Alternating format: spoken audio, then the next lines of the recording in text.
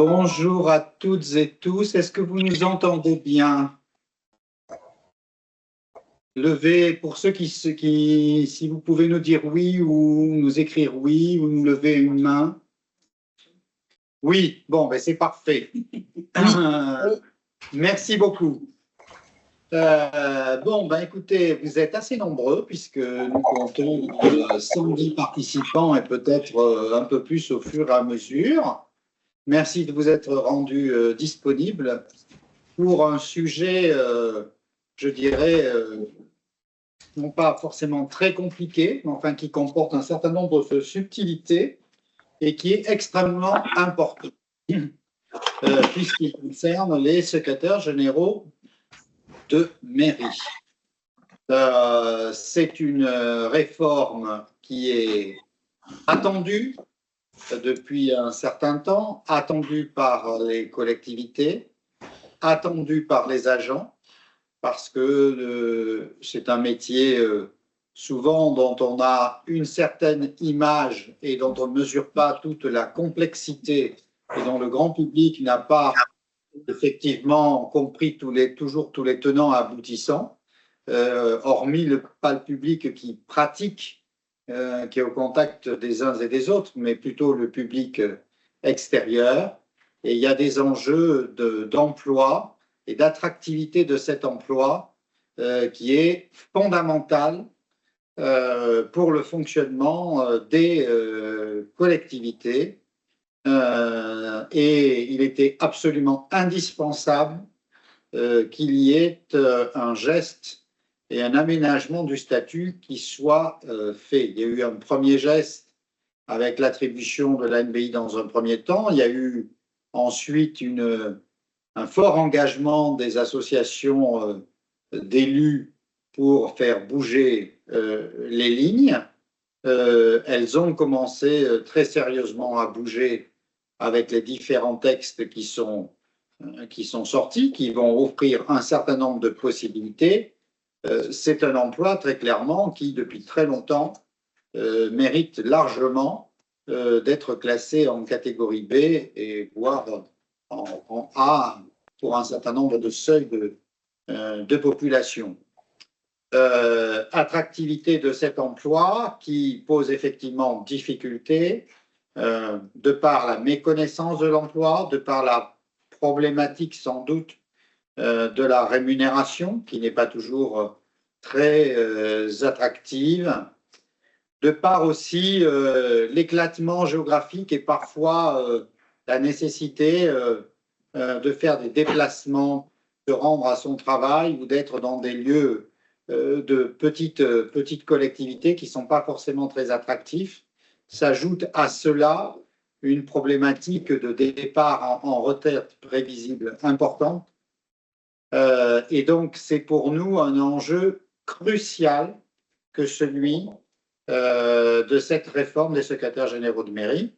Et sachant que vous verrez ensuite, on en parlera sans doute à la fin, que les centres de gestion, nonobstant ce qui existe et sans vouloir se substituer, a aussi comme mission l'animation du réseau des secrétaires généraux de mairie, pardon, pour lesquels il y a un sondage qui a été effectivement effectué sur les besoins, et on est aujourd'hui à 188 réponses, et on devra dès 2025 animer ce réseau. Donc pour moi, cette intervention qu'on a souhaitée avec l'ensemble de l'équipe qui m'entoure, c'était vraiment apporter un éclairage fondamental sur les derniers textes en vigueur qui vont vous concerner. Je sais que ça a été fait par un centre de gestion. Je ne voulais pas qu'on loupe le coche, en quelque sorte. Et c'est pour ça que nous organisons cette matinale ce matin avec des gens très compétents qui pourront vous expliquer par le menu.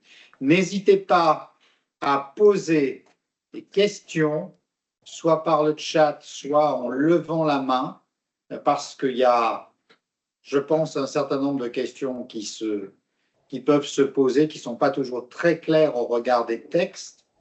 Et donc, surtout, ayez la parole complètement libre. Sachez que c'est un sujet qui préoccupe le président du centre de gestion, qui préoccupe les associations de maires et qui nous préoccupe, nous, fortement au centre de gestion. Voilà ce que je voulais vous dire. Donc, je vais laisser Madame Galliot, Madame Pignon, puis Monsieur Gallier vous présenter le document qui est assez synthétique et exhaustif et qui a été préparé pour vous aujourd'hui. Merci, Monsieur le Directeur. Bonjour à toutes et toutes. Blandine Galliot, je suis responsable du pôle expertise juridique et organisationnelle, médiation et concours. Je vais débuter cette matinale et mes collègues se présenteront au cours de leurs interventions.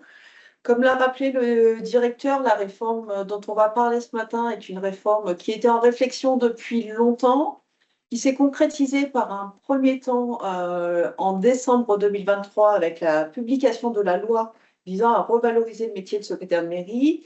Cette loi, elle avait deux finalités principales, l'une qui touchait à redonner de l'attractivité au métier et la seconde qui portait sur la reconnaissance des compétences des agents et notamment sur les aspects de technicité et polyvalence induits par ces fonctions.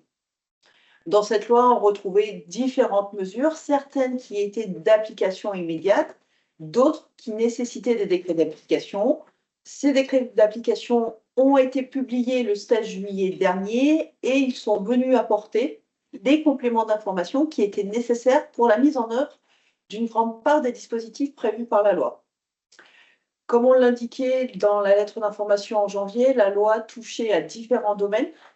La question du recrutement et de la revalorisation du métier à travers des catégories hiérarchiques dont on parlera, mais également la question de la formation des agents souhaitant s'orienter vers ce métier ou occupant ce métier, et enfin tout un dispositif autour de l'évolution de carrière, avec notamment un fameux accélérateur de carrière dont on aura l'occasion de reparler.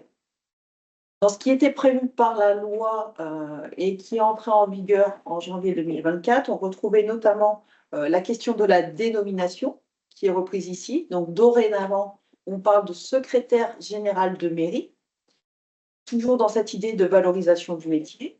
Et on retrouvait également dans la loi et en vigueur depuis janvier 2024 la facilitation du recours aux agents contractuels, puisqu'on peut dorénavant, dans les communes de moins de 2000 habitants, recourir à un agent contractuel, quel que soit le temps de travail du poste. Donc, un vrai assouplissement sur le recours aux agents contractuels.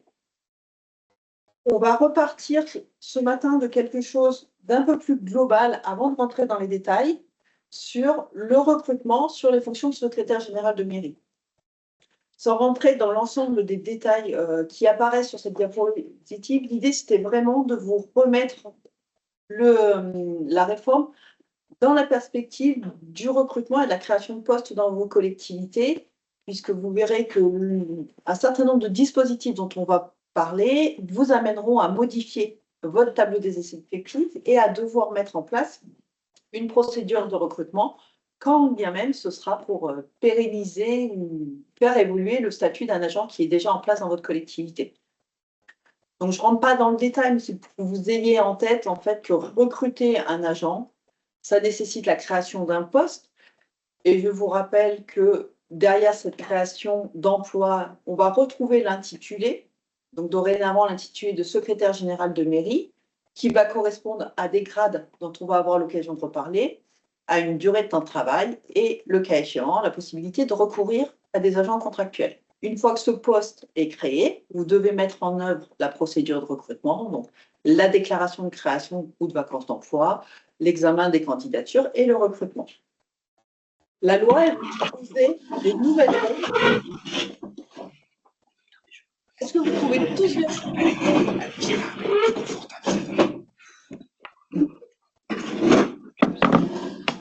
Merci de couper vos micros de façon à ce qu'il n'y ait pas d'interférence par rapport à l'exposé. Merci beaucoup. Quand tous les micros sont bien désactivés, on va pouvoir continuer. Donc, je vous l'indiquais, la loi est venue fixer une nouvelle appellation pour ce métier. On parle dorénavant de secrétaire général de mairie. venir conforter cette appellation et les conditions de recrutement, on a dorénavant une disposition dans le Code général des collectivités territoriales qui prévoit que pour exercer les fonctions liées au secrétariat de mairie dans les communes de moins de 3 500 habitants, le maire nomme une secrétaire générale de mairie, sauf s'il nomme un agent pour occuper les fonctions de directeur général des services. Pour rappel, l'emploi fonctionnel de directeur général des services ne peut être institué que dans les communes de plus de 2000 habitants. Donc, une première petite attention de votre part. Dorénavant, on parle de fonction de secrétaire général de mairie. On va parler d'un certain nombre de dispositifs qui font référence à cette notion de secrétaire général de mairie. Donc, vous allez être invité dans un premier temps, si votre décision de recrutement ne fait pas mention de l'emploi occupé, donc ne fait pas mention de l'emploi de secrétaire de mairie ou de secrétaire général de mairie, à prendre un acte qui va venir conforter cette nomination. Donc, c'est le petit bonhomme que vous avez sur le dépôt. Si les fonctions ne sont pas mentionnées dans l'acte de recrutement, donc, et on parle bien de fonctions, donc de l'emploi occupé, vous avez à disposition dans Agir un modèle d'arrêté qui vous servira de justificatif quand vous souhaiterez faire valoir le dispositif. On le disait tout à l'heure, la loi est venue reconnaître les compétences liées au métier de secrétaire général de mairie en venant redéfinir les catégories hiérarchiques correspondant en fonction des strates démographiques. Donc, l'article du Code général des collectivités territoriales prévoit 2 situations. Lorsque je suis dans une commune de moins de 2000 habitants, l'emploi doit correspondre à un cadre d'emploi au moins dans la catégorie B. Lorsque je suis dans une commune de 2000 habitants ou plus, l'emploi doit correspondre à un cadre d'emploi de catégorie A, sauf s'il y a un emploi de DGS en parallèle. Donc ça, c'est le principe qui a été posé par la loi. Et de manière transitoire, nous avons des mesures jusqu'à sa mise en œuvre. Donc, on va fonctionner en 2 temps. On a une première période qui va être une période de régularisation et qui va s'appliquer jusqu'au 31 décembre. Une nouvelle disposition entre en vigueur de manière totale à compter du 1er janvier 2028. Donc, vous retrouvez sur le tableau que vous avez à l'écran 2 lignes qui correspondent aux strates démographiques des communes. Lorsqu'on regarde la situation jusqu'au 31 décembre 2027, alors les agents qui sont titulaires du grade d'adjoint administratif, donc le premier grade du cadre d'emploi, ne pouvaient d'ores et déjà exercer une fonction de secrétaire de mairie et ne pourront pas plus à l'avenir. Le grade d'adjoint administratif ne donne pas vocation à exercer les fonctions de secrétaire de mairie. Par contre, dans la rédaction du cadre d'emploi des adjoints administratifs aujourd'hui, dans les communes de moins de 2000 habitants, les adjoints administratifs titulaires d'un grade d'avancement, donc principal de 2e classe ou principal de 1re classe, avaient vocation à exercer ces fonctions. Je vous l'indiquais, la nouvelle réglementation prévoit qu'il faut être au moins dans un cadre d'emploi de catégorie B. Donc, les agents titulaires des grades d'adjoint administratif principal de 2e classe ou de 1re classe ne pourront plus, à compter du 1er janvier 2020, exercer les fonctions de secrétaire de mairie, ne pourront plus être recrutés sur ces grades-là pour les exercer. Pour sécuriser les agents qui sont en fonction aujourd'hui et qui ne pourraient pas faire l'objet des dispositifs dont on va parler, malgré tout, il est prévu que les agents qui sont en fonction avant le 1er janvier 2028, sur les grades d'avancement d'adjoints administratifs principaux, pourront demeurer en poste. Mais l'idée, c'est bien qu'il n'y aura plus d'agents de catégorie C nommés sur un emploi de secrétaire général de mairie, d'ores et déjà, et dans tous les cas, à compter du 1er janvier 2028. De manière pour sécuriser les parcours, on prévoit une dérogation pour les agents qui ne pourront pas évoluer en termes de catégorie hiérarchique d'ici là, mais en tout cas, il ne pourra plus y avoir de recrutement en catégorie C. L'autre modification qui apparaît clairement à l'écran, c'est la question de, du coup, donc, le petit picto que j'évoquais sur le maintien en fonction. Donc, retenez qu'à compter du 1er janvier 2028, dès lors que je suis une commune de moins de 2000 habitants, mon emploi doit correspondre à un cadre d'emploi de catégorie B. Lorsque je suis au-dessus de 2000 habitants, mon emploi doit correspondre à un emploi de catégorie A. Donc, on vous a mis en référence les cadres d'emploi de la filière administrative. On pourrait éventuellement être sur d'autres cadres d'emploi, même si c'est peu probable, mais dans tous les cas, de catégorie B en dessous de 2000 habitants, de catégorie A à partir de 2000 habitants, avec la petite spécificité des agents titulaires de grade d'avancement en C, qui conservent à titre individuel la possibilité d'exercer ces fonctions. Pour pouvoir mettre en œuvre ces dispositions, il fallait prévoir des mécanismes pour permettre aux agents de catégorie C, aujourd'hui en poste, de pouvoir évoluer pour atteindre la catégorie B. Et c'est ce qu'on va évoquer maintenant sur les dispositifs de promotion interne existants pour permettre aux agents qui sont aujourd'hui en catégorie C de rejoindre la catégorie B avant l'échéance du 1er janvier 2028, puis au-delà avec d'autres dispositifs. Et je passe la parole à ma collègue Patricia Pignon. Bonjour à tous. Donc Patricia Pignon, responsable des services carrière et retraite au centre de gestion. Donc effectivement, on va reprendre ensemble les dispositifs de promotion interne qui vont permettre à certains agents de catégorie C d'avoir accès à la catégorie B dans le cadre notamment du cadre d'emploi et du grade de rédacteur. Aujourd'hui, vous le savez, c'était notre actualité jusqu'au 26 août. Nous avons lancé la campagne de promotion interne 2024.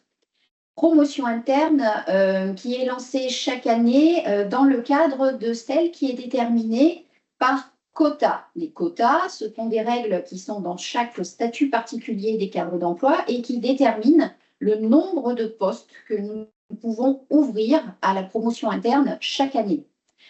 Ces quotas, par définition, limitent un petit peu ce type de promotion interne puisque, effectivement, on a un nombre de postes limité. Par exemple, en ce qui concerne le cadre d'emploi des rédacteurs que nous voyons sur cette diapo, nous avons la possibilité d'un accès au grade de rédacteur ou au grade de rédacteur principal de 2e classe qui est assez multiple, on va dire. Il y a des possibilités avec examen professionnel, il y a des possibilités avec ancienneté. Tout cela permet d'accéder aux 2 grades cités du cadre d'emploi. Attention, donc pour information, notamment cette année, il y a 17 postes ouverts dans le cadre d'emploi de rédacteur cette année. Ces 17 postes vont être à répartir sur l'ensemble des voies que vous voyez sur cette diapositive. Donc, effectivement, par rapport aux agents qui vont se présenter à l'ancienneté ou qui vont se présenter avec l'examen professionnel, les lauréats seront dispatchés pour 17 postes sur l'ensemble des voies.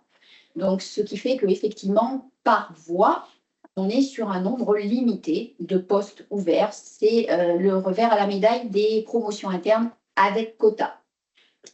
Il a été envisagé dans la loi de 2023 que dans le cadre de ces promotions internes avec quota, un décret vienne fixer une part réservée des postes en question pour les fonctionnaires qui exercent les fonctions de secrétaire de mairie.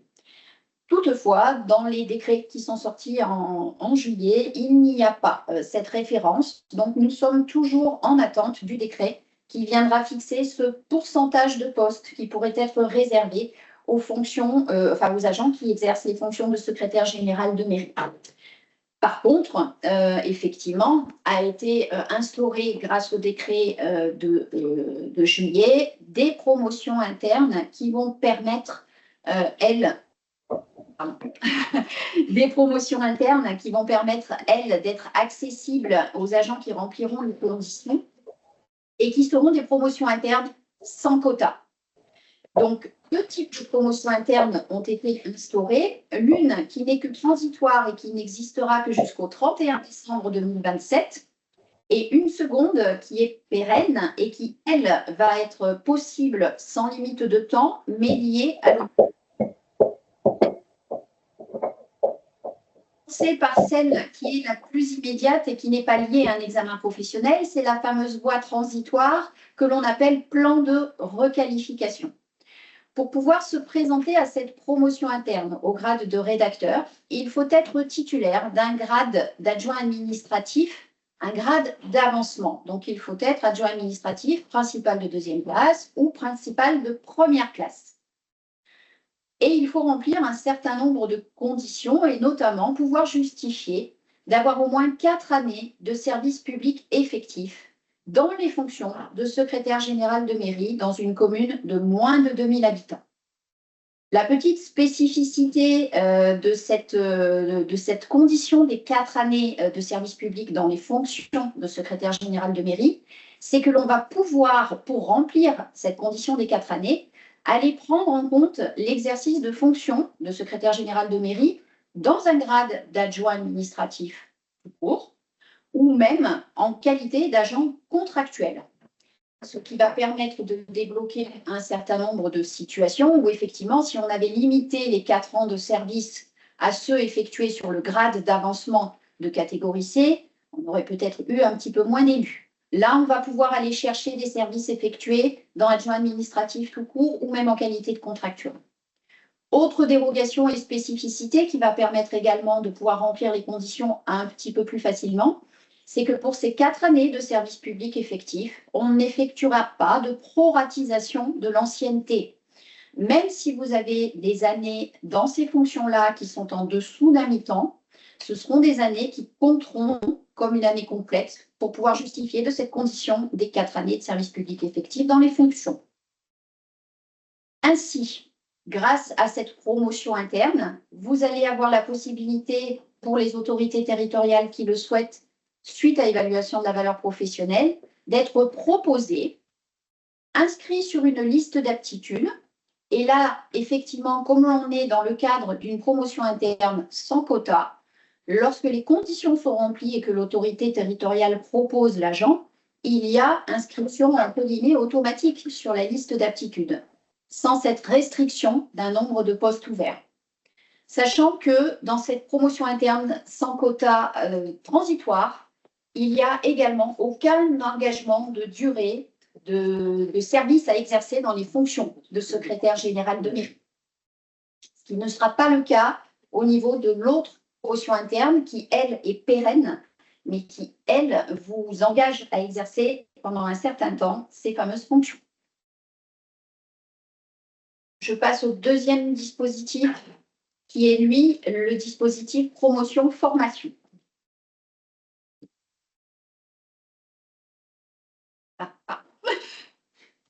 Excusez-moi. Donc, promotion-formation, donc un deuxième dispositif de promotion interne qui, lui, est pérenne, donc pas de date butoir jusqu'au 31 décembre 2027. Ce dispositif, il est ouvert de manière beaucoup plus large à tout fonctionnaire de catégorie C, relevant quand même, une fois encore, d'un grade d'avancement. Seulement là, on élargit le spectre à toutes les filières. On est fonctionnaire de catégorie C sur un grade d'avancement et l'on va devoir justifier d'au moins 8 années de service public effectif dans un emploi de catégorie C. On est sur une durée un petit peu plus longue que 4, mais effectivement, on est sur un emploi de catégorie C. Donc, on est quand même sur quelque chose qui est plus large au niveau des filières. Attention, je vous parlais dans l'autre dispositif d'une dérogation par rapport aux proratisations lorsque l'on est sur des services à moins d'un mi-temps. Dans le cadre des calculs des 8 années, on procédera à cette proratisation. Pour justifier des 8 ans, si vous avez des services qui sont en dessous d'un mi-temps, ils seront proratisés. Donc, ces fonctionnaires vont pouvoir être proposés par leur autorité territoriale à cette promotion interne sans quota. Par contre, il va falloir qu'ils suivent une formation qualifiante qui va être sanctionnée par un examen professionnel avant de pouvoir être proposée. Donc, cette formation, dans le texte, elle est prévue sur une période d'au plus 2 ans et elle s'élève à 56 jours de formation, ce qui est assez élevé effectivement. 4 thématiques seront abordées dans le cadre de cette formation: assister, conseiller les élus, assurer les services à la population, gérer les services de la commune et savoir organiser son travail. Donc, dans le cadre de cette formation qui, au plus durera 56 jours. Vous allez avoir, comme dans le cadre des autres formations déterminées par décret, la possibilité de demander des dispenses partielles ou totales. Et là, le CNFPT aura la possibilité de réduire en fonction des besoins ce fameux total de 56 jours à justifier. Donc, à ce moment-là, il peut être pris en compte vos formations, vos diplômes, vos formations professionnelles ou votre expérience professionnelle, ce qui permettrait peut-être de rendre un petit peu plus accessible cette formation et l'examen pro, parce que 56 jours, ce n'est pas une petite durée. L'examen professionnel, lui, sera composé d'une épreuve orale. Dans cette épreuve orale, le candidat fera un exposé sur les acquis de son expérience professionnelle et sera soumis à un certain nombre de questionnements. Peut-être que Blandine en parlera un petit peu plus au moment de l'examen. Je ne sais pas si on a de nouveau le sujet. On aboutit, comme pour la promotion interne précédente, sur une liste d'aptitudes qui est dressée par notre président. Je souhaite quand même revenir sur une grande différence entre la promotion interne avec quota et la promotion interne sans quota. Autant lorsque vous postulez et lorsqu'il y a une proposition qui est faite sur la promotion interne avec quota, vous avez un dossier relativement important à instruire et que vous devez retourner au centre de gestion avant une date butoir, qui cette année était le 26 août. Autant du côté d'une promotion interne sans quota, vous n'avez pas cette contrainte de calendrier. Le dossier est disponible sur notre site internet toute l'année et peut être déposé à n'importe quel moment de l'année pour pouvoir éventuellement permettre une inscription sur liste d'aptitudes. Petite particularité, dernière particularité de cette voie pérenne soumise à examen professionnel, on ne peut être nommé à l'issue, lorsque l'on est inscrit sur cette liste d'aptitudes, que sur des fonctions de secrétaire général de mairie. La nomination va être complètement encadrée et il va y avoir une obligation d'exercice des fonctions de secrétaire général de mairie pendant au moins 3 ans après la titularisation. Donc, pour être complet, il va falloir être sur ces missions de secrétaire général de mairie pendant les 6 mois de stage, éventuellement prorogé, et 3 ans à compter de la titu.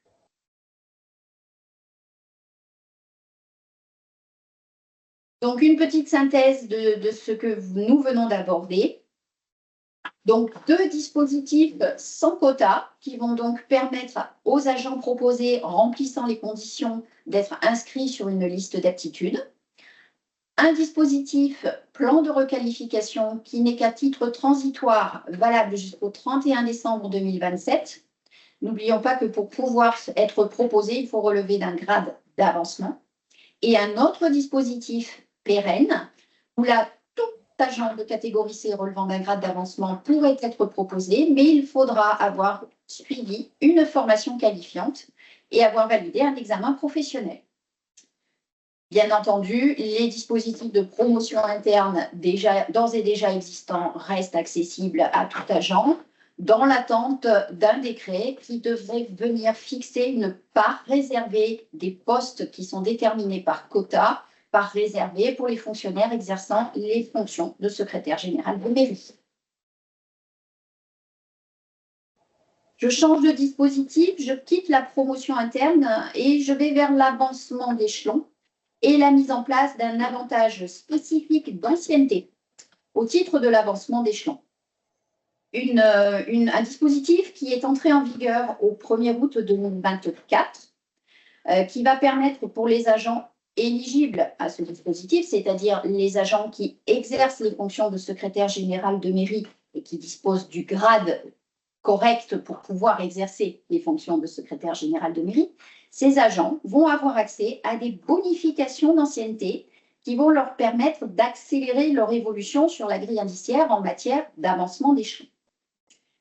La date clé est donc l'entrée en vigueur de ce dispositif, 1er août 2024.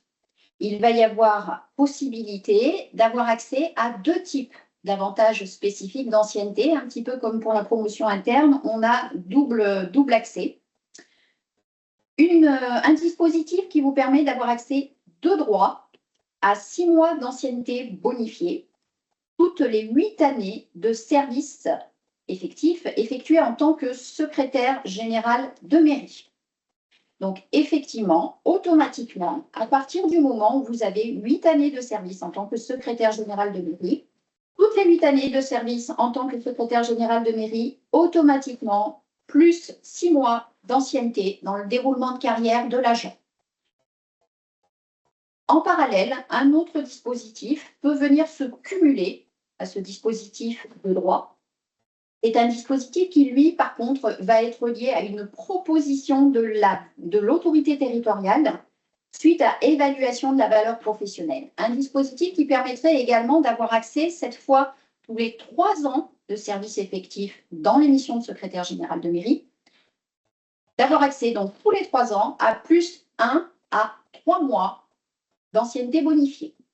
Là aussi, à la discrétion de l'autorité territoriale sur le choix de 1, 2 ou 3 mois, éventuellement sur des durées un petit peu plus bâtardes.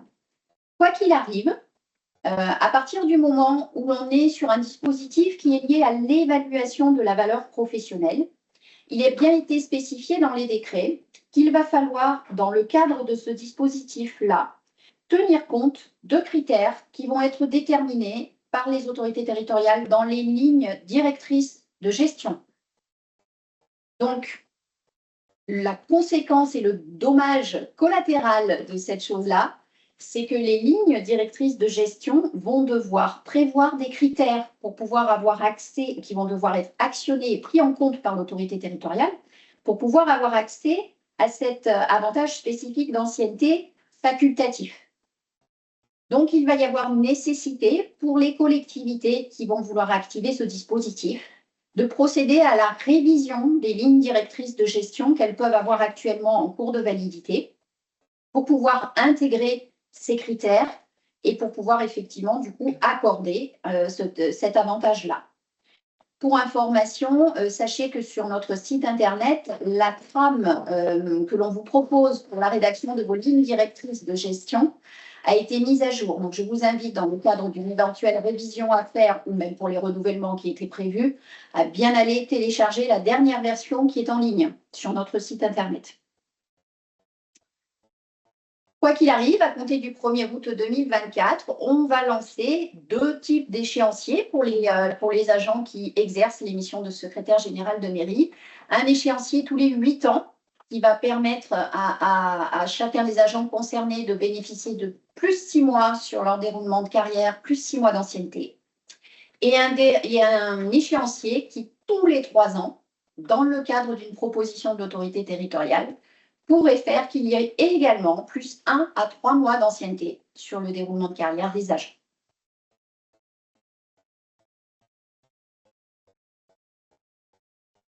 Il y a un certain nombre de questions dans la conversation. Je vous propose qu'on les reprenne à la fin. Comme ça permettra de revenir sur un certain nombre de choses qui ont d'ores et déjà été indiquées. Dans sa logique de revalorisation du métier de secrétaire général de mairie, il a aussi prévu un dispositif de formation obligatoire qui va s'appliquer lors de la première prise de fonction sur un emploi de ce type. Donc, lorsqu'un agent va venir occuper pour la première fois un emploi de secrétaire général de mairie, il va devoir suivre une formation obligatoire au métier. Ça veut dire que la collectivité territoriale ou l'établissement qui va le nommer va devoir informer le CNFPT en vue de la mise en place de cette formation. J'insiste bien, c'est bien lors de la première nomination sur un emploi de ce type. Cette formation, elle doit avoir lieu dans les 12 mois qui vont suivre la première affectation. En fonction du parcours professionnel antérieur de l'agent, ça va pouvoir correspondre avec la période de formation de professionnalisation au premier emploi ou avec une période de formation de professionnalisation tout au long de la carrière. Dans tous les cas, l'agent, sur ce laps de temps de 12 mois, va être exonéré de ces 2 autres dispositifs de formation. Par contre, quelqu'un qui va être nommé, on va prendre un lauréat de concours qui va être nommé rédacteur stagiaire, lui, il devra bien suivre en parallèle sa formation d'intégration et sa formation de professionnalisation au premier emploi de secrétaire général de mairie. Au terme des 12 mois, on retrouve les dispositifs et les obligations classiques de formation, donc la formation tout au long de la carrière qui retrouve son déroulé classique. Il nous a semblé intéressant de faire le point sur la situation des agents qui ne rentreraient pas dans l'un des dispositifs qu'on a pu évoquer jusqu'à présent. Donc, on a deux types de situations. On va avoir des agents fonctionnaires titulaires et qui exercent aujourd'hui les fonctions sur le grade d'adjoint administratif tout court, donc sur le grade de l'échelle C1, et on va avoir également des agents qui exercent les fonctions sous contrat. On va s'intéresser dans un premier temps aux agents qui sont titulaires du grade d'adjoint administratif et qui exercent les fonctions de secrétaire général de mairie. On vous l'a dit tout au long de la présentation, les dispositifs qui ont été prévus par le législateur ont été pensés en conformité avec le statut, donc sont réservés aux agents titulaires du grade d'avancement, avec la petite aparté faite sur la prise en compte quand même des services contractuels sur le grade d'adjoint administratif pour valoriser l'ancienneté de service. Mais en tout cas, pour bénéficier des dispositifs, les agents doivent être titulaires de ce grade d'avancement. Donc, la première étape pour les agents qui aujourd'hui sont adjoints administratifs, c'est de regarder dans quelles conditions ils vont pouvoir bénéficier d'un avancement au grade d'adjoint administratif principal de deuxième classe. Pour cela, différents dispositifs existent. Le concours, et le prochain concours d'adjoint administratif principal de deuxième classe aura lieu en 2026 avec des inscriptions à l'automne 2025, ou l'avancement de grade. Pour l'avancement de grade, vous avez deux modalités possibles d'avancement de grade. L'une qui est ce qu'on appelle au choix et qui va nécessiter de justifier de 8 ans de service effectif et d'avoir au moins un an d'ancienneté dans le 6e échelon. Et une seconde voie d'avancement de grade qui nécessite l'obtention d'un examen professionnel. Et en plus de cet examen professionnel, il faut avoir 3 ans de service effectif et avoir atteint le 4e échelon. L'examen professionnel d'avancement de grade aura lieu en mars 2025 et les inscriptions vont s'ouvrir en octobre 2024. Donc, l'examen professionnel est organisé l'an prochain pour les agents qui ne seraient pas susceptibles de remplir les conditions d'avancement de grade à l'ancienneté. Voilà. Vous êtes invités à aller regarder les éléments de l'examen professionnel. Je vous le rappelle là, les agents qui sont sur les grades d'adjoints administratifs principaux, eux, pourront bien continuer à exercer des fonctions au-delà du 1er janvier 2028.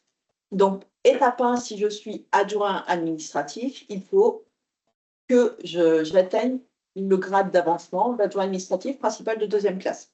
Donc ça, c'est ma première étape. Cette première étape, elle va me permettre soit de rentrer dans les dispositifs d'accès au cadre d'emploi de rédacteur qu'on a pu évoquer jusqu'à présent, soit le dispositif sans quota au titre du plan de requalification, mais qui, lui, se termine au 31 décembre 2027, soit du dispositif promotion-formation, soit dans le cadre classique de la promotion interne avec quota, et donc sur un nombre de postes limité. La deuxième option pour rejoindre le cadre d'emploi de rédacteur, c'est de se présenter et d'obtenir le concours ou les concours de rédacteur et rédacteur principal de deuxième classe qui auront lieu en 2025 et pour lesquels les inscriptions seront ouvertes en septembre 2025. Étape 1, je rejoins un grade d'avancement du cadre d'emploi de catégorie C. Étape 2, je rejoins la catégorie B. Tout ça dans un laps de temps qui reste malgré tout contraint. La deuxième situation qu'on peut avoir et sur laquelle aujourd'hui on a beaucoup moins de réponses et sur lesquelles il va falloir que la DGCL, donc la Direction Générale des Collectivités Locales, se positionne, c'est celle des agents qui aujourd'hui exercent les fonctions de secrétaire général de mairie en étant agents contractuels.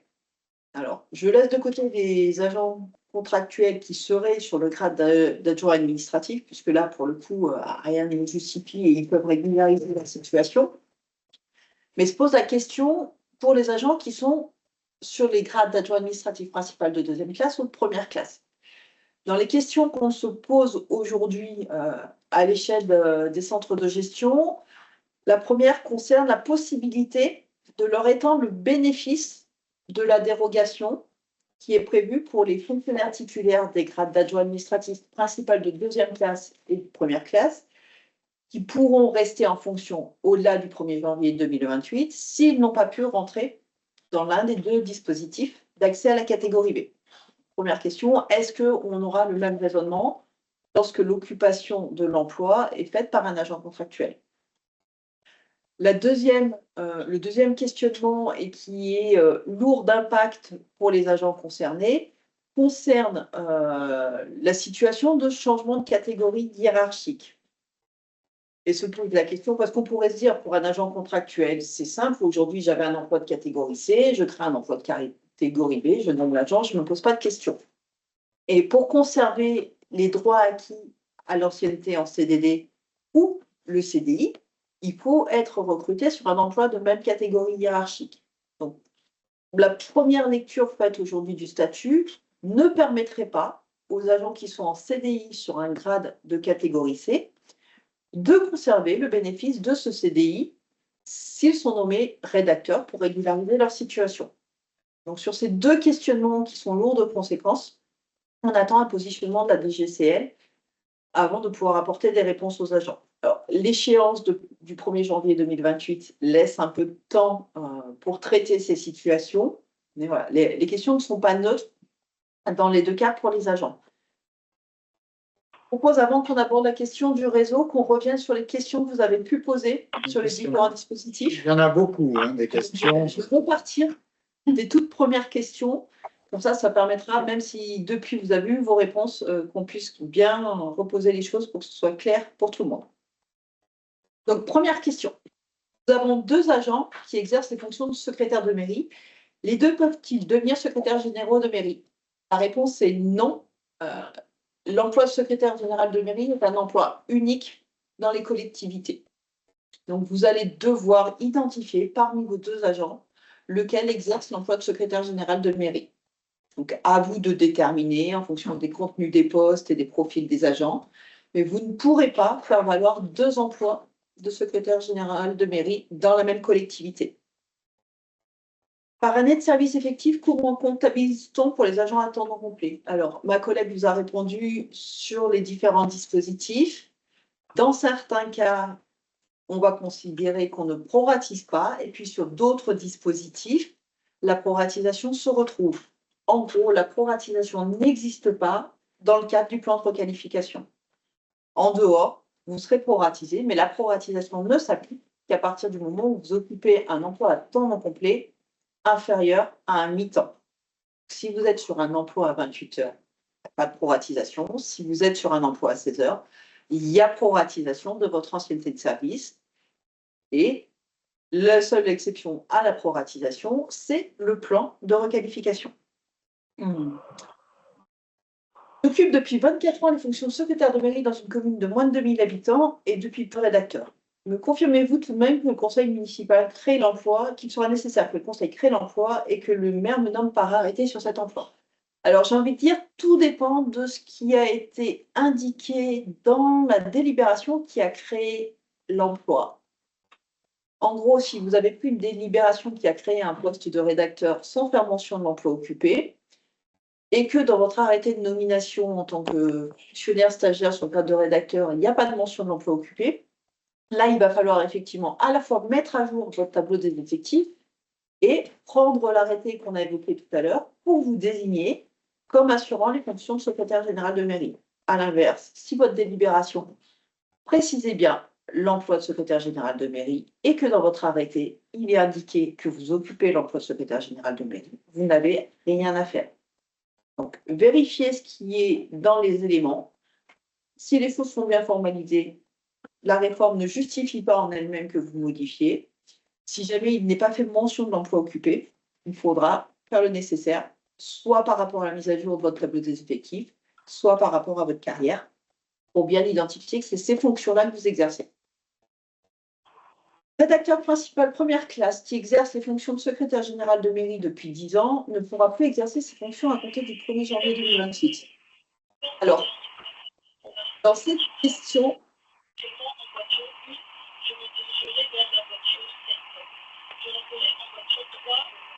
un collègue désactivé le micro.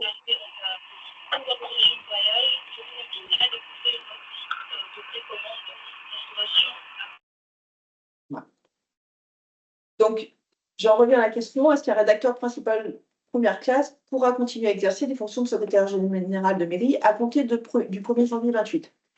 Tout dépend de la strate démographique. Dans une commune de moins de 2000 habitants, oui, puisqu'il faudra être sur un emploi qui relève d'un cadre d'emploi de catégorie B, donc pas de souci. Dans une commune de 2000 habitants ou plus, non, puisqu'il faudra être sur un emploi de catégorie A.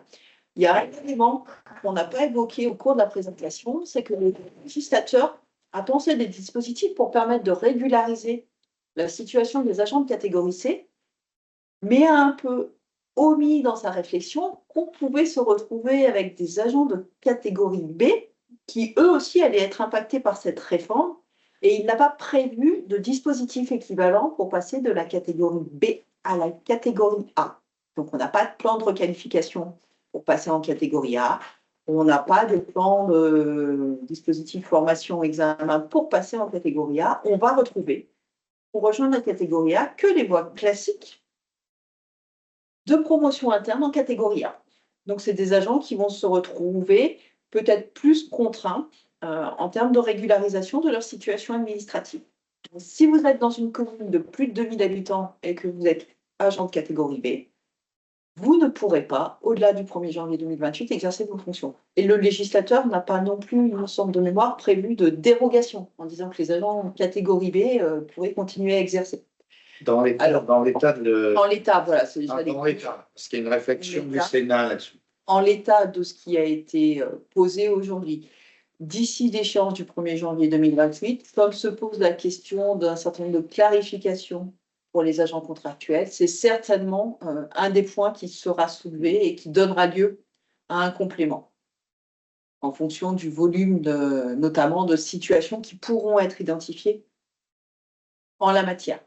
Après, ces dispositions transitoires seront-elles pérennisées après 2028, notamment pour le plan de requalification et le dispositif promotion-formation? Ma collègue l'a évoqué, le plan de requalification, il ne s'applique que jusqu'au 31 décembre 2027 et en l'état, il n'a pas vocation à se prolonger au-delà. Le dispositif de promotion-formation, lui, n'est pas enfermé dans le temps, donc il continuera à exister au-delà du 1er janvier 2028, étant entendu qu'il a vocation à s'adresser à des agents qui n'exercent pas forcément aujourd'hui ce métier-là, mais que pour autant, les agents qui sont aujourd'hui secrétaires généraux de mairie ne sont pas exclus du dispositif. Donc, vous pourrez également le faire valoir avec une partie formation qui serait bien entendu allégée compte tenu de leur expérience professionnelle. Est-ce que cela signifie qu'un agent contractuel exerçant les fonctions de secrétaire général de mairie devra être obligatoirement rémunéré sur un indice de l'échelle de rédacteur?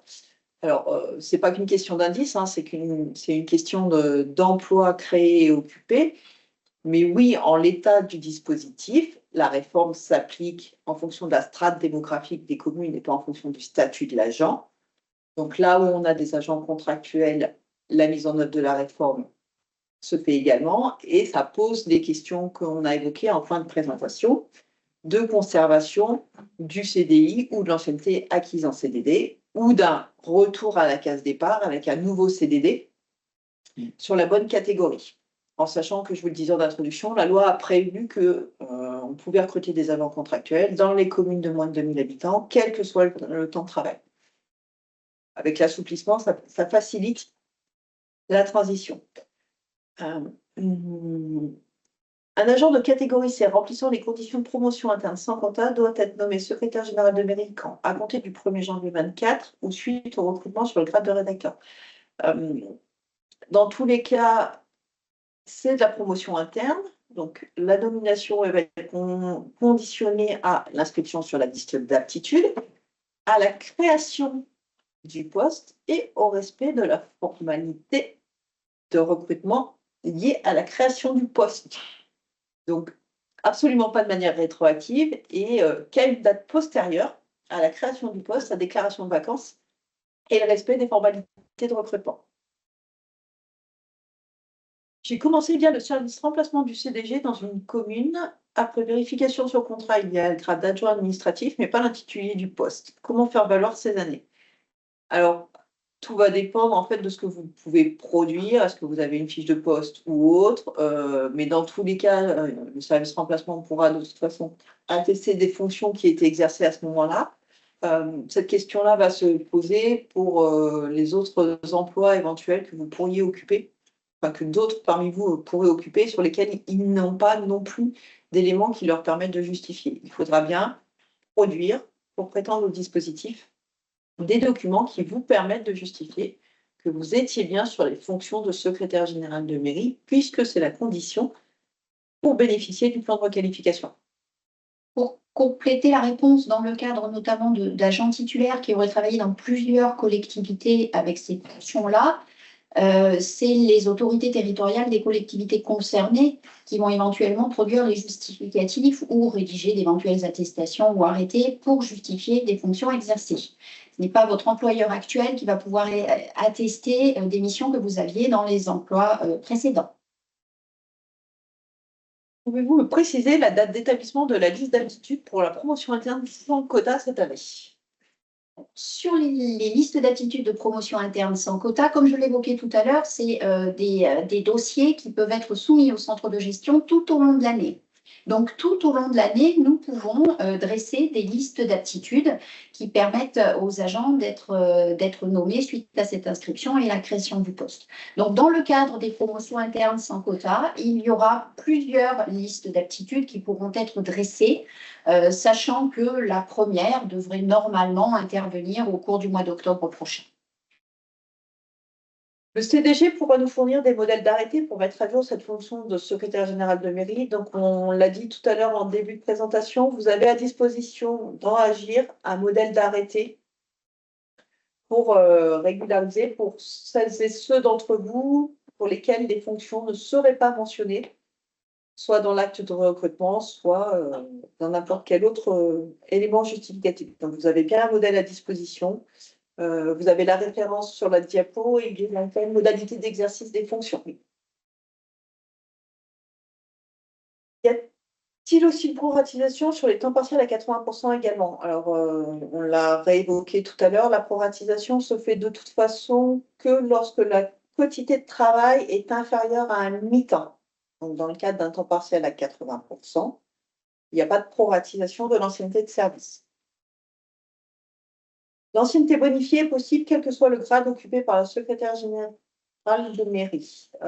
Vous aviez du coup sur la diapo une petite précision. Vous étiez bien indiqué que c'était en fonction de grade et des fonctions occupées. Donc, pour prétendre à cette bonification d'ancienneté, qu'on appelle avantage spécifique d'ancienneté, il faut à la fois exercer les fonctions de secrétaire général de mairie et être titulaire d'un grade qui donne vocation à les exercer.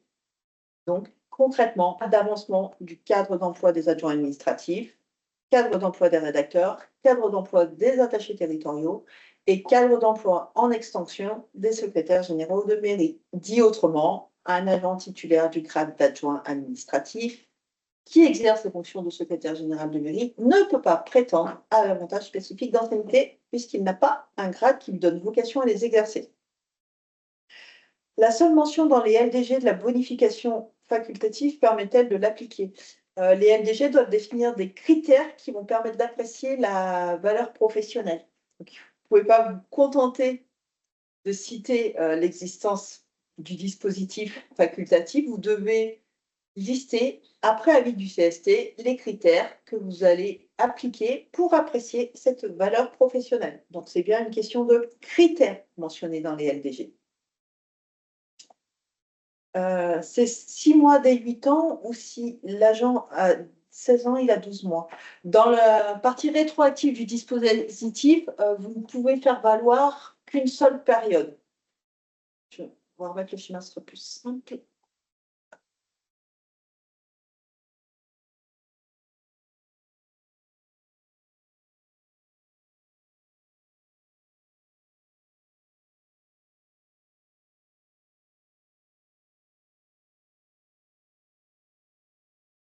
Donc, le dispositif s'applique bien de manière rétroactive, mais il s'applique dans la limite de la prise en compte d'une période de 8 ans. Donc, quelqu'un qui a aujourd'hui 16 ans d'ancienneté sur les fonctions de secrétaire général de mairie avec le grade qu'il faut aujourd'hui ne peut faire valoir qu'une bonification automatique et qu'une bonification facultative. Donc, dit autrement, un agent peut au maximum aujourd'hui bénéficier d'un avantage spécifique d'ancienneté de 6 mois au titre de l'automatique, plus éventuellement 3 mois au titre du facultatif. 9 mois maximum, quelle que soit la durée de carrière supérieure à 8 ans. Il n'y a pas de cumul de périodes de 8 ans déjà passées. Une petite précision complémentaire concernant cette possibilité aujourd'hui seule à l'heure du jour, puisque l'entrée en vigueur est au 1er août 2024.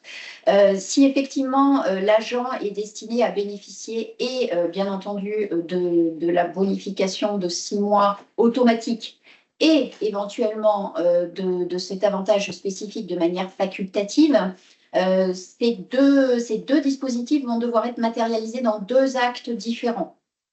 Donc, vous retrouverez des modèles dans Agir pour pouvoir effectivement prendre un acte dans le cadre d'un dispositif et un autre acte dans le cadre de l'autre dispositif. Pour l'instant, nous sommes en cours de réflexion avec le prestataire au niveau du logiciel. Il n'est pas encore prévu et positionné au sein de son paramétrage qu'il y ait des calculs d'ancienneté qui soient effectués de manière automatique au moment de la saisie de l'acte. Donc, les agents du service carrière auront un œil, bien entendu, sur les droits qui peuvent être ouverts et sur les possibilités d'avancement d'échelon liées au fait qu'il y aurait une bonification, notamment d'ancienneté de 6 mois, qui peut permettre cet avancement. Ce qui va être le principe de base, un petit peu à l'instar de ce qui s'est passé en 2022 avec les catégories C qui ont bénéficié d'une bonification d'ancienneté de 12 mois, c'est que l'entrée en vigueur du dispositif est au 1er août 2024. Lorsque vous avez un agent qui, à cette date-là, peut bénéficier et va bénéficier, parce qu'il a 8 ans de service en tant que secrétaire général de mairie, de 6 mois d'ancienneté supplémentaire. Cela va peut-être, dans le cadre de son déroulement de carrière, lui permettre de bénéficier d'un avancement d'échelon. Cet avancement d'échelon ne se fera, lui non plus, pas de manière rétroactive. Il se fera au 1er août 2024. Et si éventuellement les 6 mois d'ancienneté qui sont venus s'ajouter n'étaient pas en totalité nécessaires pour avancer d'échelon, il y aura un reliquat d'ancienneté. Quoi qu'il arrive, un avantage spécifique d'ancienneté ne permettra pas d'avancer d'échelon avant le 1er août 2024. Par contre, il va peut-être permettre d'avancer d'échelon plus vite que prévu, à compter du 1er août 2024, avec peut-être un reliquat d'ancienneté possible. Dans le cadre de ces dispositifs un peu complexes de calcul d'ancienneté, bien entendu que le service des carrières sera à votre écoute si vous avez des questions. Pour une secrétaire de mairie actuelle, éligible au dispositif sans quota, doit-on créer un poste de secrétaire général de mairie? Dans tous les cas, c'est de la promotion interne qui nécessite de disposer d'un poste à votre tableau des effectifs. Donc, soit vous avez un poste vacant qui va correspondre au grade de rédacteur et qui est bien fléché sur l'emploi de secrétaire général de mairie, et auquel cas il n'y aura pas de création de poste, mais il faudra quand même faire votre procédure de recrutement, soit vous n'avez pas de poste et il sera bien entendu nécessaire de créer le poste lié à cette nomination. Une autre question sur le côté cumulable de la rétroactivité, donc on ne va pas y revenir. Si les agents adjoints administratifs n'obtiennent pas le concours et l'examen professionnel, que se passe-t-il en 2028? De manière très pragmatique, ils n'auront plus le droit d'exercer leurs fonctions statutairement. mais j'ai envie de dire, ils n'ont pas plus le droit de les exercer aujourd'hui, puisque quand vous êtes qu'adjoint administratif, vous n'avez pas vocation à occuper l'emploi de secrétaire de mairie. Donc, dans les faits, il ne se passera probablement pas grand-chose de plus qu'il ne se passe aujourd'hui. Mais voilà, vous n'avez pas le droit aujourd'hui, vous n'aurez pas plus le droit au 1er janvier 2028. Et vous n'avez pas accès à l'avantage spécifique d'ancienneté. Voilà, et voilà, comme on l'évoquait, vous ne pourrez pas juste prétendre à l'avantage spécifique d'ancienneté au titre de ces fonctions. La révision de LDG doit-elle être soumise au conseil municipal et à un nouvel avis du CST? Un nouvel avis du CST. Et oui, bien entendu, une révision ou un renouvellement, c'est la remise en route de la procédure globale. Donc, effectivement, il faut proposer un projet à l'avis du comité social territorial. Et en retour, je rappelle que c'est un arrêté de l'autorité territoriale qui fixe les lignes directrices de gestion. Pour recaler aussi ce que peut être la différence entre une révision et un renouvellement, lorsque vous avez pris vos premières lignes directrices de gestion en 2021, vous avez fixé une durée à ces lignes directrices. Certaines actuellement sont à renouveler parce qu'elles sont arrivées à échéance. Donc effectivement, dans le cadre du renouvellement, vous refixez une durée des prochaines lignes directrices de gestion. Attention, si vous êtes dans des lignes directrices de gestion en cours de validité, peut-être des lignes qui ont pu être fixées jusqu'au 1er janvier 2027, par exemple, ces lignes directrices de gestion que vous allez être amené peut-être à réviser pour pouvoir inclure les critères liés à l'attribution de l'avantage spécifique d'ancienneté, ces nouvelles lignes directrices de gestion, justement, ce n'est pas des nouvelles lignes, c'est des lignes que vous révisez. Donc, c'est des lignes qui vont garder la même date d'échéance. La révision va faire l'objet d'un avis en CST. Vous allez reprendre un acte pour fixer ces lignes, mais sur la durée restante valable qui avait été envisagée au moment de la demande initiale. On est bien dans le cadre d'une révision qui ne remet pas en cause la durée initiale des LDG. Nous avons un agent intercommunal titulaire du grade d'adjoint administratif principal de 2e classe qui exerce les fonctions de secrétaire général de mairie dans une commune de moins de 2000 et des fonctions de chargé d'accueil dans une communauté de communes. L'agent peut-il être nommé rédacteur dans les 2 collectivités? Deviendra-t-il agent pluricommunal? Alors, cette question, elle est intéressante parce qu'elle va permettre d'évoquer la situation des agents intercommunaux. Dans le cas de votre agent, le fait d'exercer les fonctions de mairie dans une commune de moins de 2000 habitants va lui permettre de pouvoir accéder au dispositif de promotion interne sans quota et d'être inscrit sur une liste d'aptitude.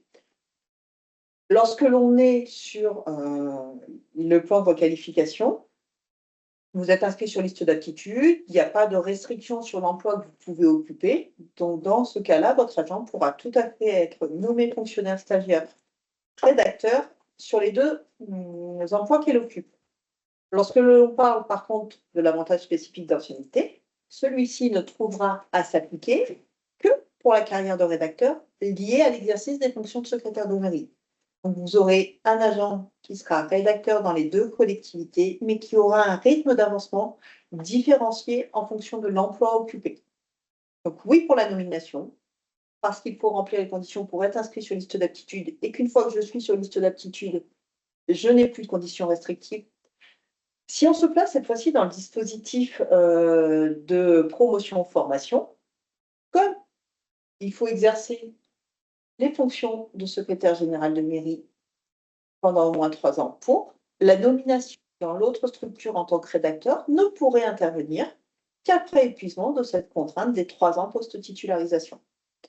Donc la réponse, elle n'est pas unique, elle va vraiment dépendre des modalités selon lesquelles votre agent va accéder au grade de rédacteur. Et dans tous les cas, les emplois distincts feront qu'il y aura un déroulé de carrière qui sera dissocié en fonction de l'emploi occupé.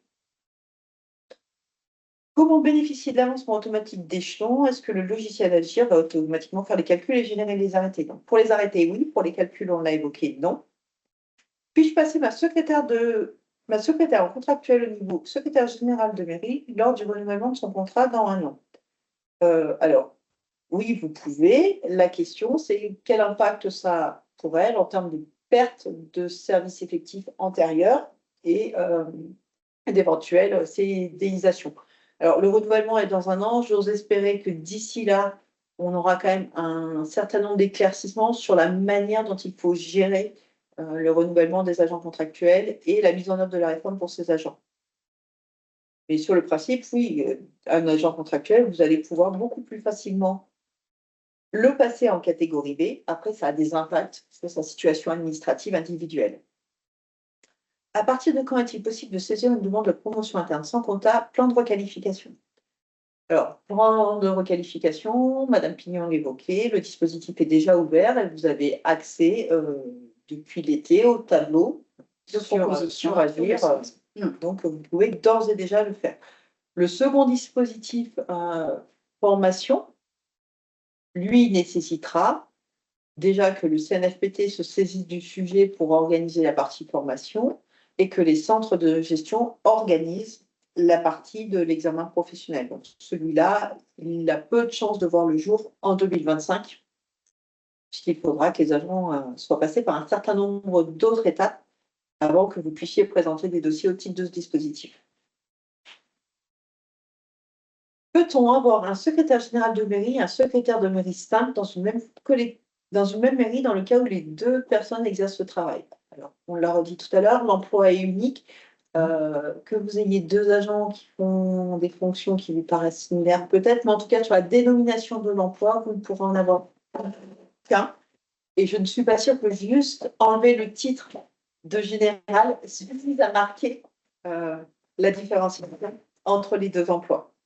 Donc, ça nécessiterait de clarifier réellement, en fonction des missions remplies par les agents, lequel des deux occupe réellement ce qui correspond le plus à l'emploi de secrétaire général de mairie et de trouver un autre intitulé pour le second poste. Comment fait-on lorsque l'on est en détachement, sachant que la carrière est gérée par l'administration d'origine? Quand vous êtes en détachement, vous avez une carrière dans la fonction publique territoriale. Donc, vous avez bien un déroulé de carrière dans la fonction publique territoriale. Vous êtes également concerné par les éventuels dispositifs et qui seront à terme potentiellement susceptibles d'avoir un impact sur votre administration ou votre structure d'origine.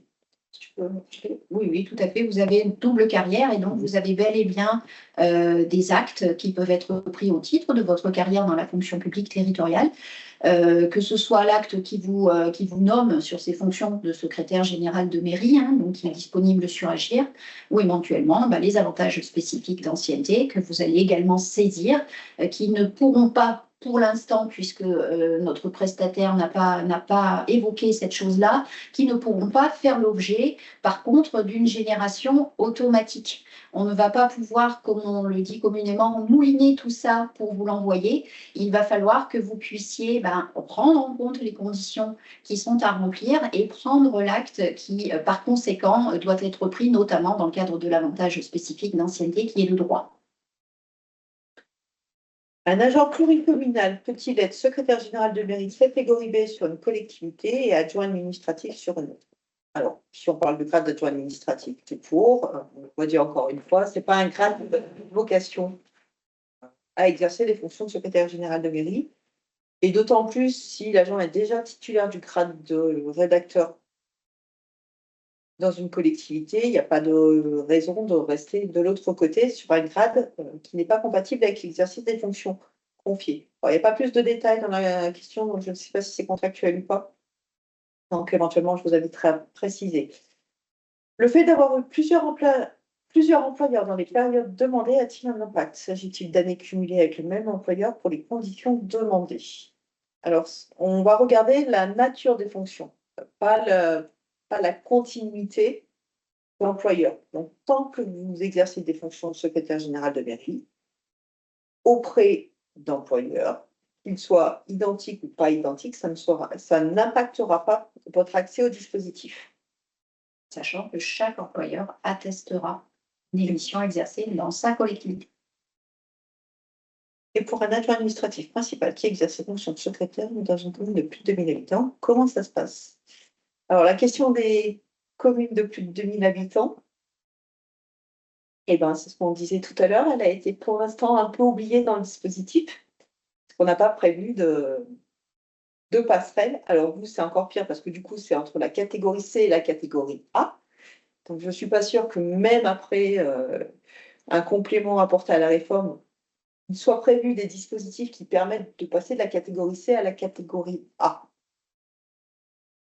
Donc je ne peux que fortement vous inviter à regarder le calendrier des concours de catégorie B et de catégorie A pour régulariser votre situation. Pour bénéficier du dispositif de bonification automatique au 1er août 2024, je suppose qu'il faut avoir 8 années d'ancienneté avant le 1er août 2024 sans interruption. Alors, c'est effectivement 8 ans sur des fonctions de secrétaire de mairie. Donc, le sujet, ce n'est pas tant l'interruption avec d'autres missions entre-temps, mais par contre, il va bien falloir justifier de 8 années en tant que secrétaire général de mairie. Ces 8 années peuvent avoir été faites sur un laps de temps, par exemple, de 12 ou 14 ans, si vous avez exercé un autre métier entre-temps. Il y avoir une discontinuité. Il n'y a pas de souci. C'est pas, on ne remonte que sur les 8 ans qui précèdent le 1er août 2024. On ne peut faire valoir qu'une fois la bonification automatique d'ancienneté, quelle que soit la période qu'on va prendre en compte. Si on est nommé en catégorie B sans quota, peut-on garder son grade si on change de fonction dans la même collectivité ou doit-on exercer ses fonctions dans une période minimum? Alors, la question des fonctions exercées, elle va dépendre du dispositif. Quand vous êtes sur le plan de requalification, il n'y a pas de restriction. Vous allez être nommé sur la liste d'aptitudes d'accès au grade de rédacteur territorial. Quand vous êtes sur le dispositif de formation-promotion, là, on va restreindre les fonctions pouvant être exercées puisque vous vous destinez à exercer le métier de secrétaire général de mairie et à minima pendant une période de 3 ans post-titularisation. Donc la question du changement de fonction, elle est à relier au dispositif qui vous a permis d'intégrer la catégorie B. Et dans les deux dispositifs sans quota, le fonctionnement n'est pas le même. Plan de requalification, pas de restriction de fonction. Plan de formation-promotion, une obligation de servir sur un emploi de secrétaire général de mairie pendant une durée minimale. Actuellement adjoint intercommunal, j'ai été nommée cette année sur une commune adjoint principal de 2e classe. Sur l'autre, je suis toujours en attente de nomination dans ce grade. Je suis la seule secrétaire de mairie sur les 2 communes. Mon ancienneté est supérieure à 4 ans. Je peux prétendre à une promotion interne sans quota requalification à partir de quand, sachant en n'étant pas nommée sur les 2 communes. Tu leur expliques la notion d'emploi. Alors concrètement, vous semblez remplir les conditions au titre d'une collectivité, puisque vous êtes sur le grade d'avancement et que vous semblez avoir les années qui vont bien par rapport à l'exercice des missions. L'autre collectivité ne pourrait éventuellement pas proposer un dossier à la promotion interne, puisque vous ne disposez pas du grade d'avancement pour pouvoir déposer ce dossier. On serait dans le cadre du dispositif plan de requalification, donc la fameuse promotion interne sans quota, qui vous permettrait d'être inscrite sur liste d'aptitudes sans avoir cette fameuse obligation d'examen professionnel de formation qualifiante. Aujourd'hui, au centre de gestion du Puy-de-Dôme, les agents intercommunaux, dans le cadre de la promotion interne, peuvent être présentés par un de leurs employeurs, même si l'autre ou les autres employeurs ne proposent pas de dossier à la promotion interne. Donc, rien n'empêche effectivement à ce que vous soyez proposé par rapport au dispositif de plan de requalification et inscrite sur liste d'aptitudes à l'issue du traitement de votre dossier de VAL. Donc, effectivement, par ce biais-là, vous auriez possibilité d'avoir accès à l'inscription sur la liste d'aptitudes et éventuellement à la nomination sur le grade de rédacteur. Dans une commune de plus de 2000 habitants, un agent catégorie B pourra continuer à exercer les fonctions de secrétaire général de mairie à compter du 1er janvier 2028 s'il est nommé sur un emploi fonctionnel de DGS. Alors non, puisque l'accès à l'emploi fonctionnel est réservé aux emplois de catégorie A. Donc, commune de plus de 2000 habitants, il faut être nécessairement catégorie A, qu'on soit ou non sur l'emploi fonctionnel de directeur général des services. Alors, après, il y a une remarque un peu technique sur les échelons et les indices.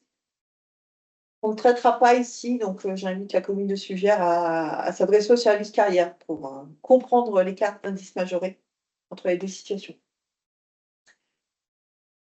La bonification peut-elle avoir lieu sur le grade d'adjoint administratif ou faut-il attendre la nomination au grade de rédacteur? Alors, sur le grade d'adjoint administratif, non. Sur les grades d'avancement d'adjoint administratif principal, deuxième classe et première classe qui donnent vocation à exercer les fonctions pour l'instant, oui.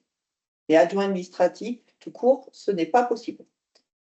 Sauf erreur, d'autres CDG considèrent différemment les plafonds de bonification obligatoires et facultatifs. Les limites de 8 ans et 3 ans se rapporteraient plutôt au maximum de bonification d'ancienneté possible et non au nombre d'années maximum à prendre en compte pour le calcul de la bonification. Nous ne connaissons pas cette interprétation des autres CDG. Je comprends. Alors, pour le coup, on a échangé avec pas mal de centres de gestion. Il n'y a pas, à ma connaissance, pour l'instant, de divergence d'interprétation. Et l'esprit de la réforme n'était pas de permettre à un agent de bénéficier de 8 ans d'ancienneté ou de 3 ans cumulés au moment de la mise en œuvre. Hein. Donc, je ne sais pas d'où vient l'information, mais elle ne me semble pas partagée, à ma connaissance, par d'autres centres de gestion sur la lecture à faire de ces dispositions. Le grade d'attaché n'est pas concerné par la revalorisation. Alors, le grade d'attaché est concerné par le dispositif d'avantage spécifique d'ancienneté. Donc, un attaché qui exerce la fonction de secrétaire général de mairie peut prétendre à l'avantage spécifique d'ancienneté. Pour un agent qui exerce dans 2 communes et qui cumule 20 heures dans les 2 communes dans le cadre d'un emploi de requalification, le temps de travail sera-t-il proratisé? Sur le plan de requalification, je le redis encore une fois, il n'y a pas de proratisation en fonction du temps de travail. Donc, quel que soit votre temps de travail, on va regarder uniquement la durée de vos services sans proratisation. Un adjoint administratif principal de 2e classe exerçant dans une commune de plus de 2000 habitants est-il concerné par un de ces dispositifs? Non, malheureusement, aujourd'hui, rien n'est prévu pour régulariser la situation des agents de catégorie C et leur permettre un passage en catégorie A. En cas de nomination au grade de rédacteur via la promotion interne sans quota, serait dispensé du stage de 6 mois dans la mesure où j'exerce déjà les fonctions de secrétaire général de mairie. À ma connaissance, dans les dispositifs de promotion interne tels qu'ils ont été pensés, il n'est pas prévu en l'état de dispense de stage. Donc, vous aurez bien, comme toute nomination au titre de la promotion interne, un stage d'une durée de 6 mois à faire, même si vous occupez d'ores et déjà un emploi similaire.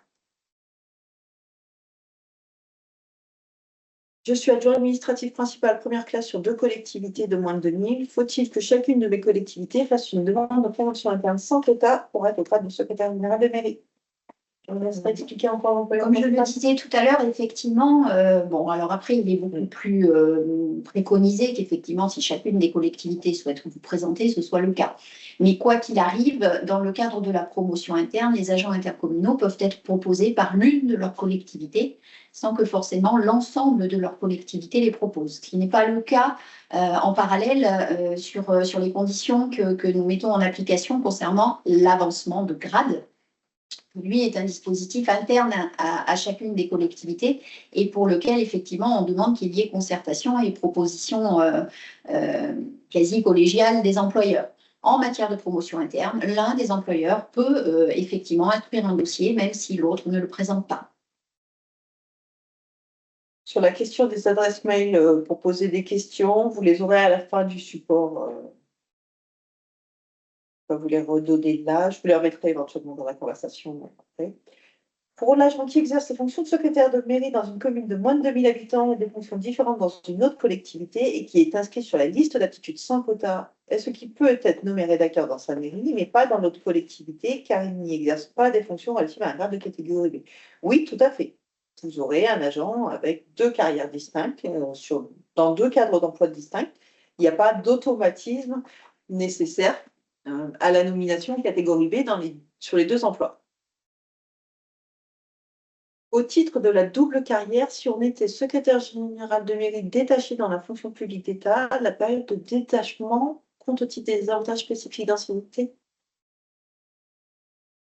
Dans les territoriales détachées à l'État, on n'a pas exercé les missions et les fonctions de secrétaire général de mairie. Si notre compréhension de la situation est bien bonne, hein, quelqu'un qui était sur un emploi de secrétaire général de mairie, qui est parti en détachement à l'État, durant la période de détachement, il n'exerçait pas les fonctions de secrétaire général de mairie, donc il ne pourra pas les faire valoir pour l'avantage spécifique d'ancienneté. Sa carrière s'est effectivement déroulée dans la fonction publique territoriale durant le temps du détachement, mais elle n'exerçait pas les fonctions de secrétaire général de mairie à ce moment-là.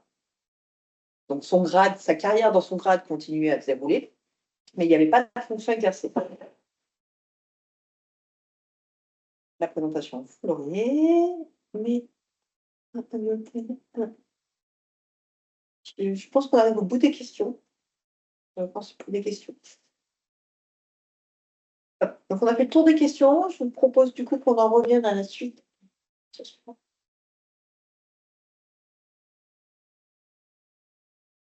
la parole à mon collègue qui va vous parler du coup du réseau. Oui, donc bonjour à tous. Donc Rémi Gallier, responsable du pôle métier compétences développement au centre de gestion.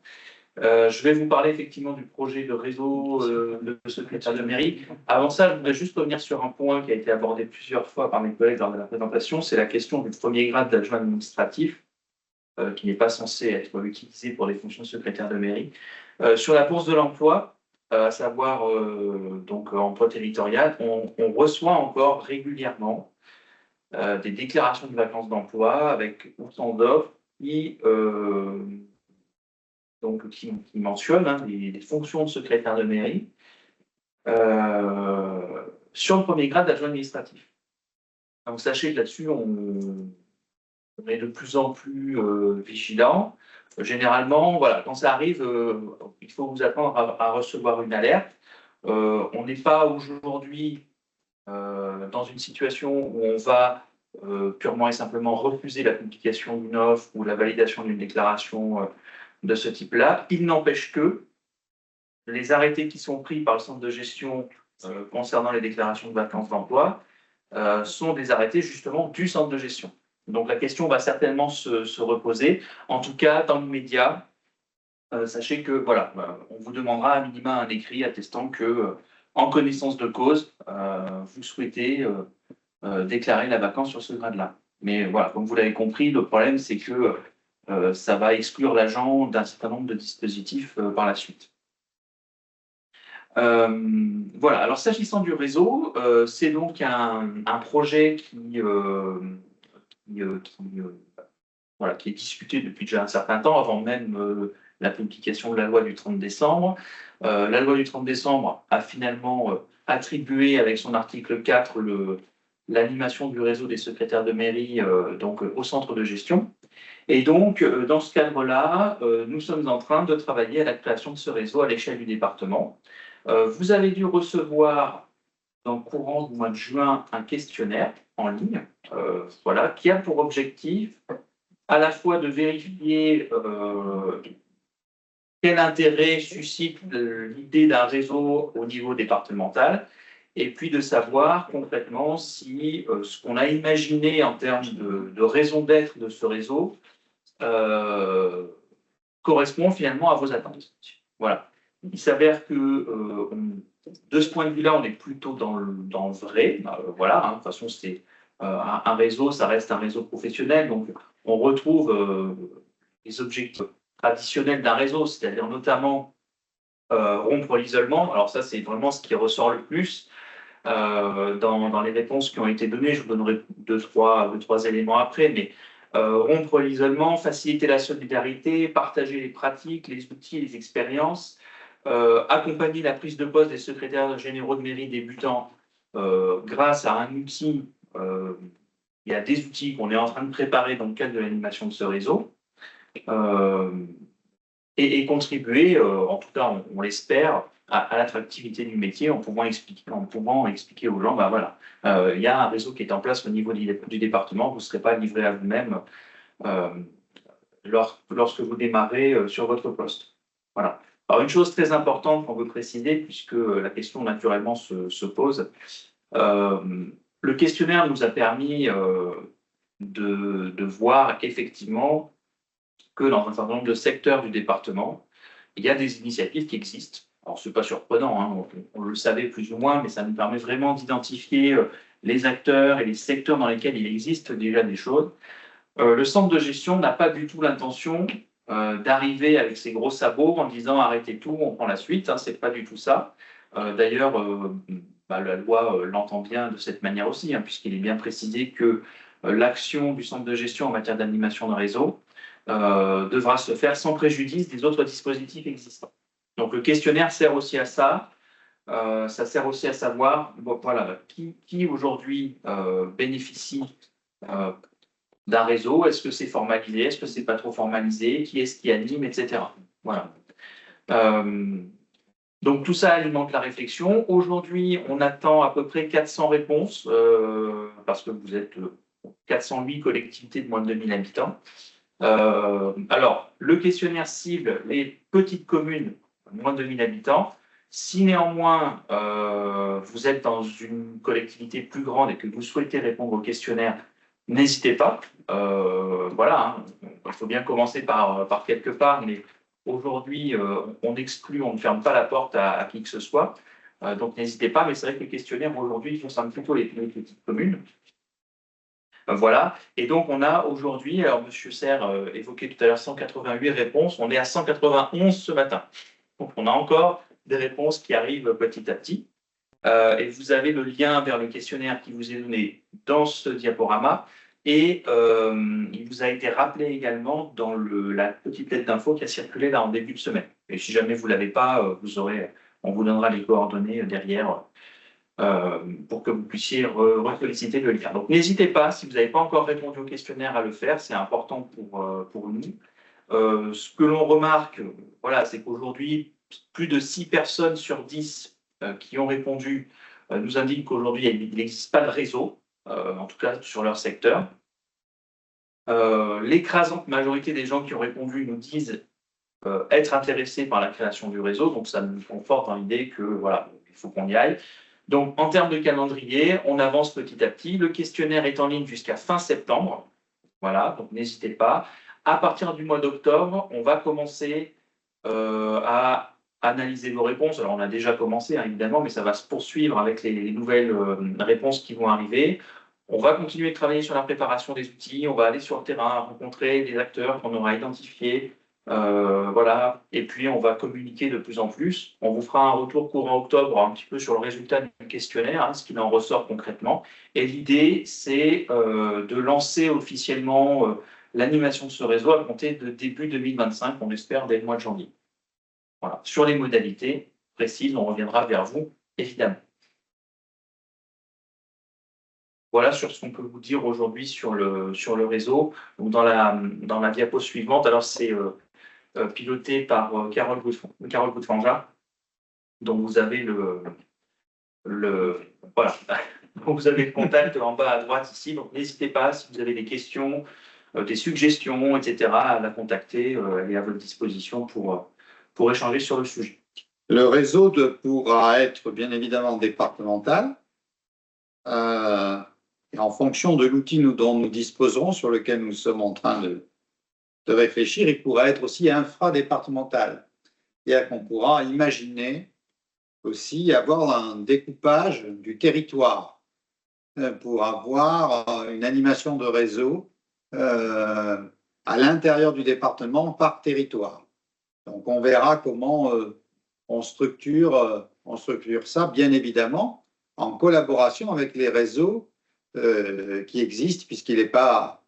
L'objectif, ce n'est pas de dire « bonjour, nous arrivons et sortez-vous de là ». C'est plutôt de travailler ensemble de façon à vous amener le maximum d'informations en répondant à vos demandes, puisque de ce point de vue, on sera complètement à votre service pour traiter les questions qui vous préoccupent.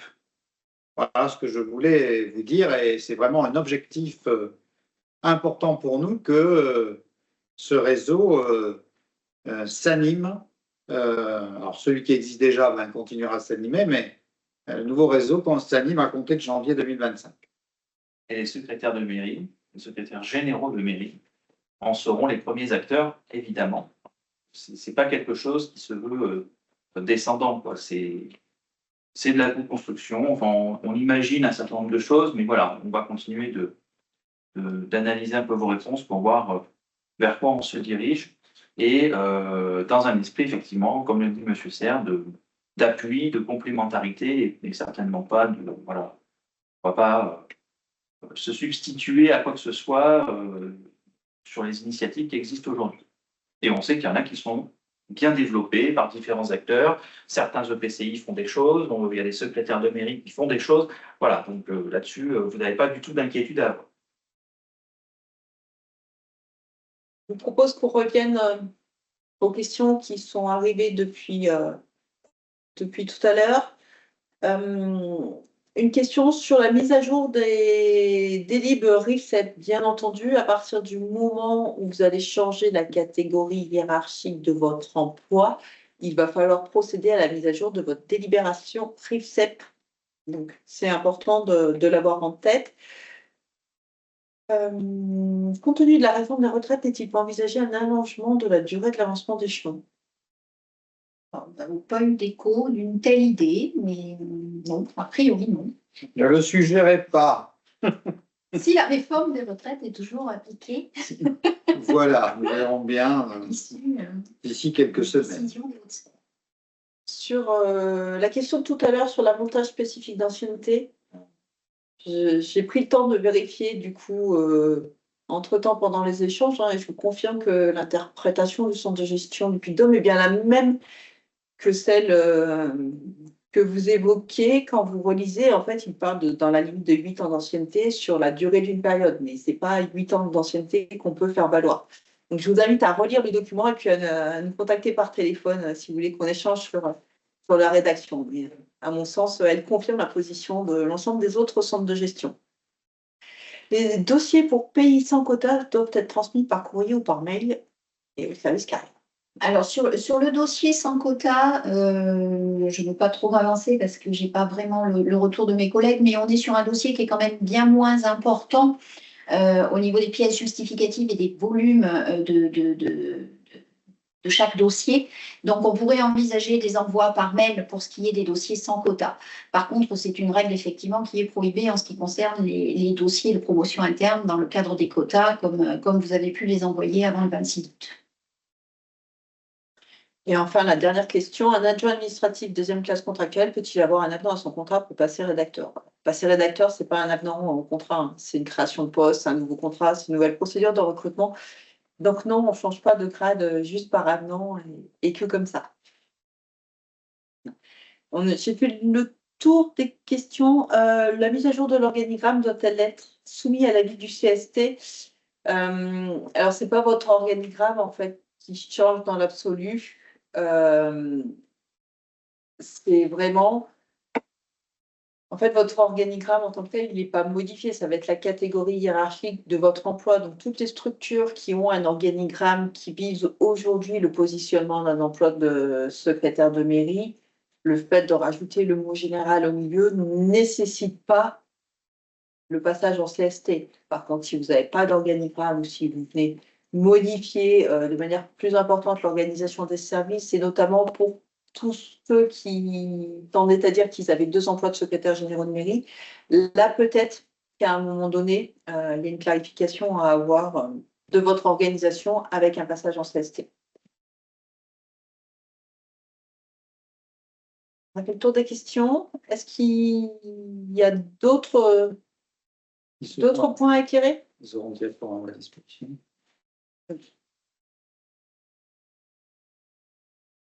Donc, du coup, la présentation sera, comme habituellement, mise à disposition. Pour les questions qui concernent le réseau, vous pouvez vous adresser, du coup, à Carole Godefrangin.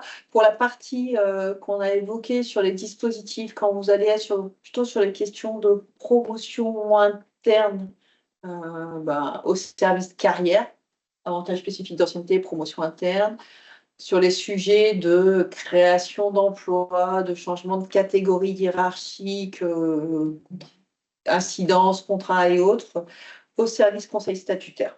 Voilà, ça nous permet de fléchir à peu près et puis en fonction, on se répartira de toute façon les éléments de réponse. N'hésitez pas si vous avez des questions que vous n'auriez pas pu poser ou qui vous viendraient après coup, de saisir les services concernés. Il n'y a pas de mauvaises questions. Il y a quantité de questions. Il y en a eu un certain nombre qui ont été balayées, mais si certaines n'ont pas été abordées ou que vous souhaiteriez des compléments à celles qui ont été effectivement indiquées, n'hésitez pas à saisir les services, soit des carrières, soit le conseil statutaire, soit éventuellement pour l'animation du réseau, mais même si c'est encore un peu tôt. Mais surtout, ne vous privez de rien, pas de questions rentrées. Voilà, parce que je pense que c'est un sujet suffisamment important, délicat, où on peut se dire qu'on a oublié des questions, donc n'hésitez surtout pas. Alors, je vais peut-être juste apporter une petite précision puisque ma collègue du service des carrières vient de m'envoyer un petit mot. À titre exceptionnel quand même, en cette fin d'année, les boîtes mail étant assez sollicitées et un petit peu surchargées de questionnements concernant cette fameuse réforme, il serait préférable que pour les dossiers de demande de promotion interne sans quota, vous utilisiez la voie courrier. Ce sera certainement meilleur. Il ne faudrait pas que votre mail et votre dossier restent bloqués un certain temps dans la boîte mail au milieu du flot de questions. Donc, essayez de privilégier la voie du courrier, en tout cas à minima pour cette fin d'année, dans le cadre de vos demandes de promotion interne sans quota. Donc, je vous rappelle que ce document, ce dossier, en fait, cette possibilité de demande se fait avec un document que vous pouvez télécharger sur notre site internet. Donc, dans Parcours professionnel, vous allez choisir promotion interne et vous trouverez le tableau de proposition pour la promotion interne sans quota, qui est donc un tableau beaucoup plus restreint et beaucoup plus facile à compléter que les gros dossiers que vous avez pu compléter pour la promotion interne avec quota. En tout cas, le message, c'est effectivement, à minima sur cette fin d'année, privilégier l'envoi par courrier. Ça évitera tout encombrement de la boîte mail qui est déjà bien chargée en questionnement. Une autre petite question à agir. Alors, l'arrêté de désignation en fonction de secrétaire général de mairie est dans le thème conditions d'exercice des fonctions. Et il s'appelle, alors vous avez le code du coup sur la première diapo.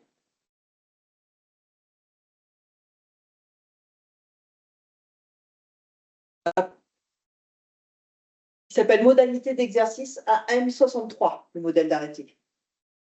Donc vous allez dans modalité d'exercice et vous cherchez le code à M63. Il n'y a plus d'autres questions. Bah, écoutez, merci. Ah, attendez, il y en a une ultime là. Alors, un adjoint administratif deuxième classe, recruté en novembre 23, demande s'il faut un avenant, parce que son contrat parle de secrétaire de mairie et pas de secrétaire général de mairie. À partir du moment où vous avez l'intitulé de l'emploi de secrétaire de mairie, ça ne nécessite pas de faire un avenant. Voilà, y compris pour tous ceux d'ailleurs qui sont fonctionnaires. Hein. Je pense que le service des carrières considérera que secrétaire de mairie est équivalent à secrétaire général de mairie. C'est vraiment pour tous ceux d'entre vous qui n'auraient qu'une référence à une grade et pas du tout à l'emploi occupé.